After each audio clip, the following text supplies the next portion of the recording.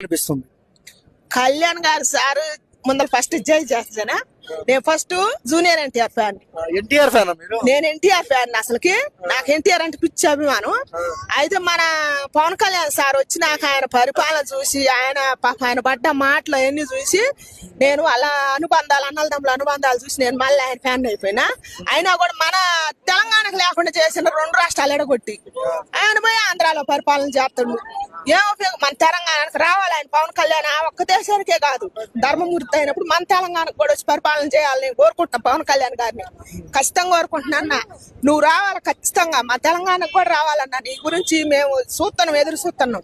ఈడ కూడా పరిపాలన చేయాలి, మంచి పరిపాలన చేస్తుండ. ఆడ ధర్మమూర్తి 4 పదాల మీద నడుతుంది. ఇప్పుడు ఆయన డిప్యూటీ సీఎం ఎవరికన్నా వచ్చింది అసలు ఆ పేరు? ఎవరికి రాలేదు. ఆయనకి నేను ఇప్పుడు నాకు 40 సంవత్సరాలు, నేనే ముఖ్యమంత్రి కానీ ఇప్పుడు ఎంతమంది అసలు ఆ డిప్యూటీ సీఎం అంటే ఎందుకు కూడా నాకు తెలియదు. ఈసారి వచ్చి నాకు మోగుతుంటే డిప్యూటీ సీఎం అంటే ఎట్టుంటాడా అనుకుంటా. ఆయన ఇచ్చిన మాట ఇచ్చినట్టే పరిపాలన చేస్తుండే. అవతల వాళ్ళు ఎంత పుణ్యం చేసుకున్నారు, మనం ఎంత దరిద్రులమైన మన తెలంగాణ. ఆయన రావాలి నెక్స్ట్ టైం రావన్నా ప్లీజ్ పవన్ కళ్యాణ్ అన్న. మా తెలంగాణకు కూడా వచ్చి మేము కూడా ఉన్నాం, సెలెమలేర మహిళలో ఉన్నాం. మేము కూడా నీ కోట్లు వేస్తాం ఖచ్చితంగా.